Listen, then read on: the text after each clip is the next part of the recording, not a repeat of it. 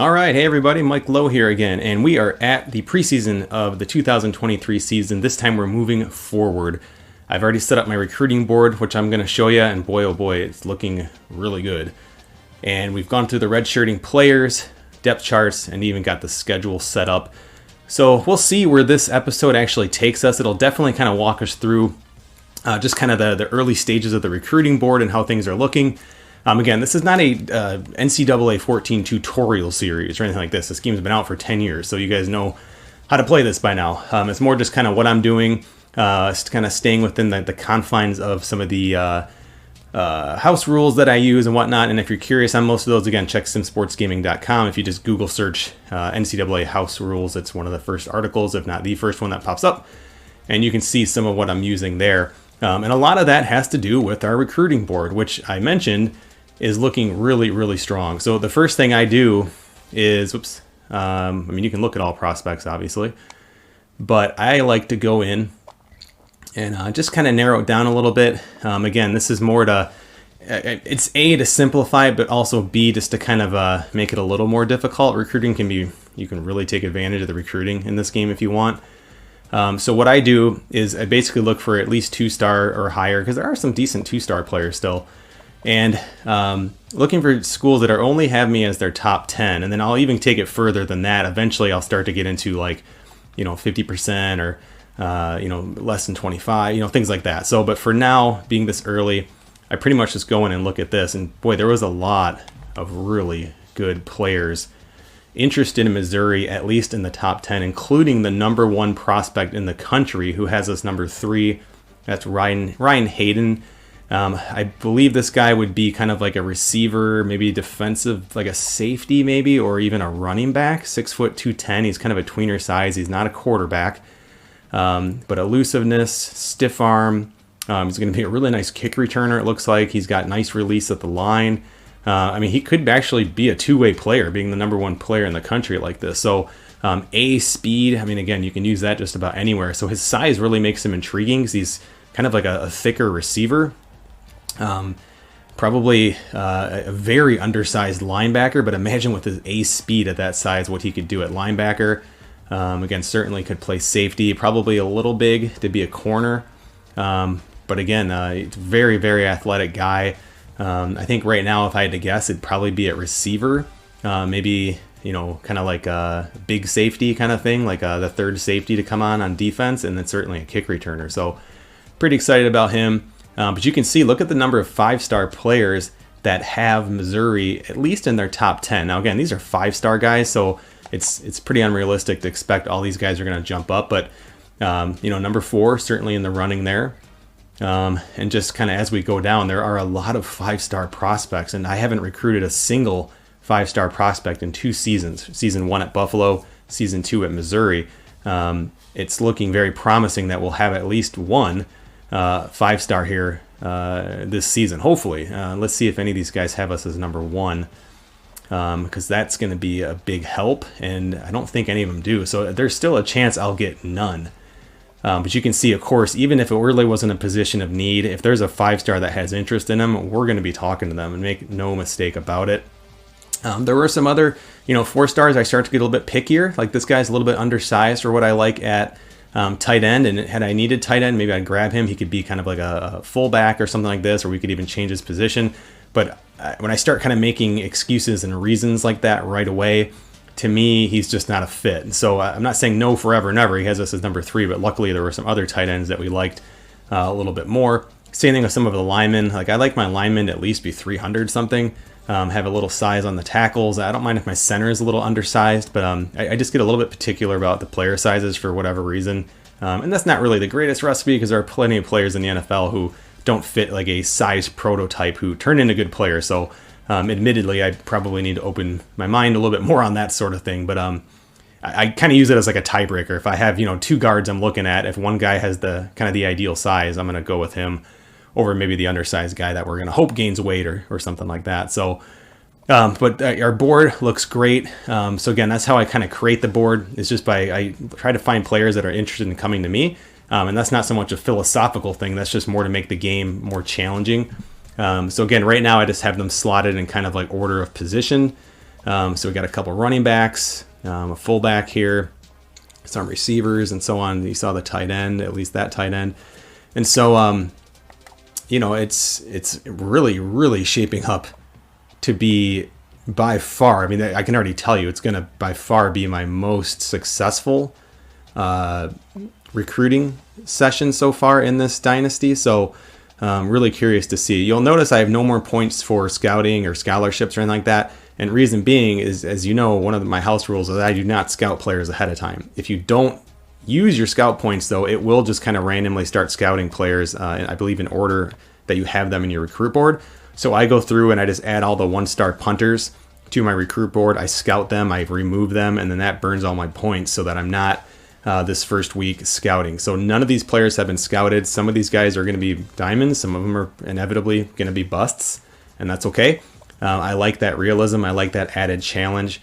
And it just makes it much more sweeter when you do find like a 2-star who ends up jumping like 10 points or something like that. So it's pretty cool. I recruited a bust left tackle who's a 2-star. He's like a 61. He's on the roster just barely right now. So, and that's okay. So that's our draft class there. Again, we got some athletes here at the bottom. I'll probably go and reorganize this. I don't really know if it matters. Like if a player knows he's 15 versus like number 6 or something like that. I don't know. A lot of times I just kind of use the order to kind of help myself stay organized and sorted. But really, I don't know if it really makes a huge difference. So we'll learn a lot more about this recruit board and how it looks after we advance to week 1. We don't have a game in week 1, so we'll kind of just look at the recruiting board again for week 1. And our first game, I can show you the schedule here. Our first game is actually a Division 1 or Division 2 game in week 2. Our other non-conference games are going to be Texas Tech, formerly a rival there in the Big 12. And we are playing Louisville the last week of the season. So we don't play Texas A&M the last week this year. We do go to Florida as they'll be looking for their revenge. We'll be looking for our revenge against Tennessee as well as Georgia, our 2 regular season losses last year, aside from the bowl game, which ended up being our 3rd loss to Miami. So we have kind of that cupcake game here. We can really try to, maybe push the envelope for Connor Bazelak to win the Heisman Trophy. I mean, he has a shot. He's a preseason All-American, I believe. 95 overall quarterback, came back for his senior year here. We have some nice depth at quarterback, and you're not even seeing the freshman we recruited here, Glenn Williams, who's been redshirted. So pretty cool. I've redshirted only freshmen. That's typically one of my rules. I did violate it. I did see that the AI does do this sometimes, but I did redshirt a junior this year, and I'm taking a chance because he might get pissed and transfer. He's certainly good enough to play, if not start, on many teams. But he's our 4th receiver, and all of these guys are juniors. So to me, there was a bit of a logjam there. And I like to think of it as a conversation with Dominic Lovett of like, hey, listen, like we're going to sit you this year, but you're going to at least have a full season where you're going to be the number 1 guy as it looks right now. So I'm pretty excited. The receiver I'm probably most excited to maybe get an early look at this season. He won't be in the mix too much here as a redshirt freshman. But Levi Hightower was a recruit that we got after I joined Missouri really late in the recruiting session. 93 speed. He is our 5th receiver right now. So he's a guy maybe we could try to slot in on reverses, I should say, and just kind of maybe some screen passes, kind of get him out in some space. So he'll be an interesting guy. He's by far our fastest receiver. So pretty excited to see what Levi can do. And yeah, again, just kind of getting the season ready. The 2023 season, the 3rd season of this dynasty. Again, just kind of showing you, just because I talked about them, I wanted to show you the stats from last year. 2021 would have been the simulated stats when I was with Buffalo. 2022 was me playing, and I really cooled off. I mean, for most of the season, I was sitting at like 4 and 5 interceptions. In the last few weeks, just kind of got sloppy. He threw, I think, 2 in the bowl game. But still, it turned out to be a really nice year. I'm excited for him to come back because I'm really looking to, kind of my primary goal this year is, other than win a bunch of games, is to really see if we can push Connor into that Heisman discussion, or at least, have him be like an All-American quarterback, statistically speaking. And so he had some huge jumps for us last year. So we'll see if he can go out with a bang here. He probably would have been drafted last year, but it would have probably been like, 4th, 5th round pick. So love to see him get into that 1st or 2nd round area. And so that's kind of a little goal we're looking at. He is not the highest rated player on the team. That distinction falls to our number one receiver, who's probably going to actually play in the slot again this year. Actually, he is. I'm sorry. He is the highest rated. But J.J. Hester, receiver, who had just, again, a great year for us. I think he was just like a few yards short of 1,000. 998 on 63. I mean, that's just consistency. 8 touchdowns, 15.8 yards per reception. And he was our third receiver last year. He was the guy playing in the slot. He's our number one guy now, but I'm probably going to leave him in that slot for just to kind of keep that relationship. But boy, he came on. He started off a little slow and just was really, really, really good for us. So 7 drops to 63 receptions. That's a little too much. I like that to be less than 10% for sure. And again, some of that could be me throwing in the traffic and that sort of thing. But we have a really strong receiving core. We have a really nice quarterback. And, J.J. Hester wouldn't surprise me one bit if he leaves early. And again, we have a bit of a junior logjam at receiver. So if one of them leaves early, it's not going to be the worst thing. It'll actually kind of help disperse some of the talent on the roster. So anyway, we're going to jump into week 1 here. We'll take a look at how the recruiting board shakes up after I maybe move a few guys around and whatnot. And then we'll see how things are looking there. All right, so we are in week 1. We don't have a game this week, and I have gone through and adjusted our recruiting board. Just kind of reordered some guys and dispersed the points. And I won't go through every single last detail, but really this time I'm actually just keeping my board in order of position. So for instance, like Marcus Rogers is an athlete that we view as a quarterback. He is my top quarterback, even though he's rated a little bit lower than Jameel Horn. We just like Marcus Rogers a little bit better. And really just did our best to disperse points like that as we went through and at least try to find a guy, one guy at each position that we're looking at. So like Ryan Hayden, who's the number 1 prospect in the country, we have him as our top receiver, is where we use him at 6 foot 210, and I believe he's got A speed. And so again, these are all unscouted. I'm not scouting until players are either on campus or at least have agreed to join Missouri. So we're, again, just kind of going through. And the only time you'll see kind of double positions are just at a position of need. So again, a couple guards there, a couple defensive tackles. Just really did our best, really just try and slot these guys. I haven't offered scholarships to anyone just yet because I always make sure that another AI team has done that. And I don't think any of these guys have scholarships yet. And they will after this week. But just to make sure they're not one of those kind of guys that, kind of fall by the wayside and never get recruited, I wanted to just play it fair and make sure that they get some offers. And certainly the 5-star guys will. Could even say, if you wanted in your own kind of house rules, could probably offer those 5 stars. I don't think I've ever seen a 5-star not get recruited. But it definitely happens to 4 and 3 stars, and of course 2 stars, and so on.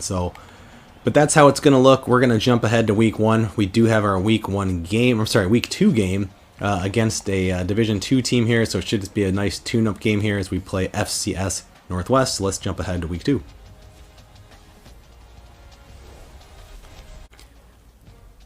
Our recruiting board in week 2 is looking pretty good. I'm actually really impressed with the movement I've seen. You can see the players that we have points allotted to, and you of course can see just kind of where they're ranking us as I just kind of go through the prospect view.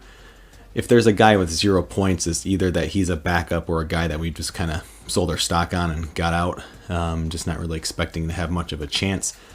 And then you can see just kind of I have them listed in just order of position, and the athletes would just kind of slot in along with those positions. Like Marcus Rogers, for instance, we view as a quarterback out of Auburn Hills, 6'4", 227, has us as his number 1. Even our backup quarterback has us at number 1, even though we're not even actively recruiting him right now. So feeling really good about that.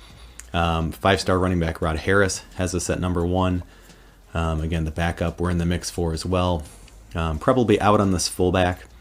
Ryan Hayden, the number 1 player in the country out of San Clemente, California. We're tied with Cal, who you remember hired one of the Michigan coordinators as their new head coach. He would be a receiver for us, and probably going to want to try and get him, even though we're not short at receiver at all. But these other guys, we're not really too close in the mix, although Joe Williams we have a pretty good shot at still. Troy Royal, it's going to be a long shot out of Georgetown, Kentucky there. 6'5", 241 tight end. A couple other tight ends, or at least one other tight end what we're looking at, but again, unlikely. We have 3 tight ends on the roster right now, so we should be okay. Our top tackle is interested in us.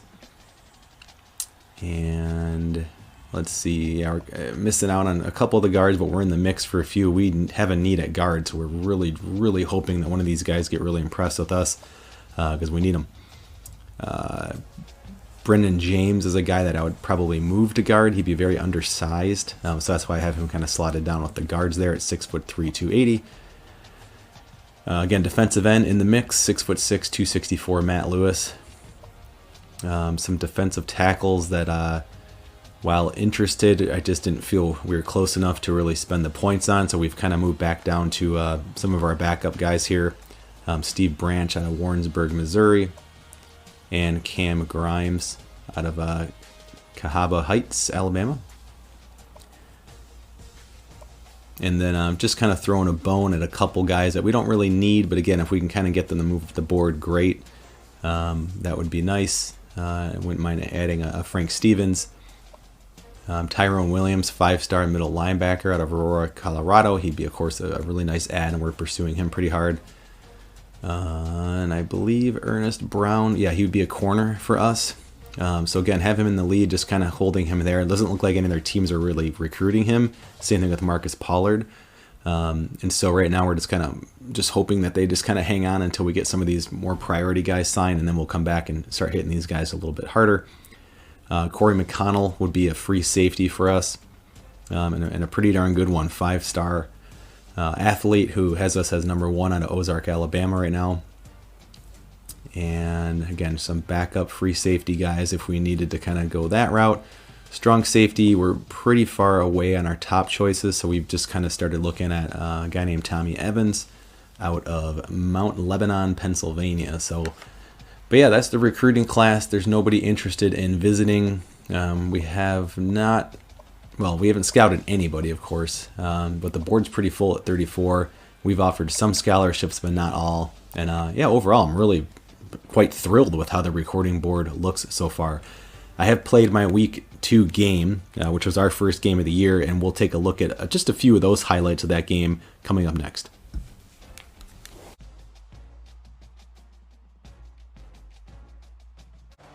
Glad to have you with us in the studio. I'm Reese Davis, bringing you the EA Sports NCAA Football 14 pregame show presented by Nissan.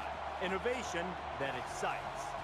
Fans starting to file into Faroe Field in Columbia, Missouri for today's showdown. A live look at our game that's coming up.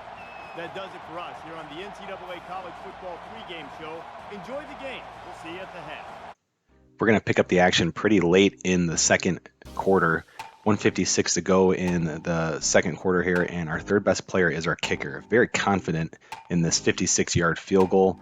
He had the distance, but went right, pushed it to the right there. So the score remains 7-0 here.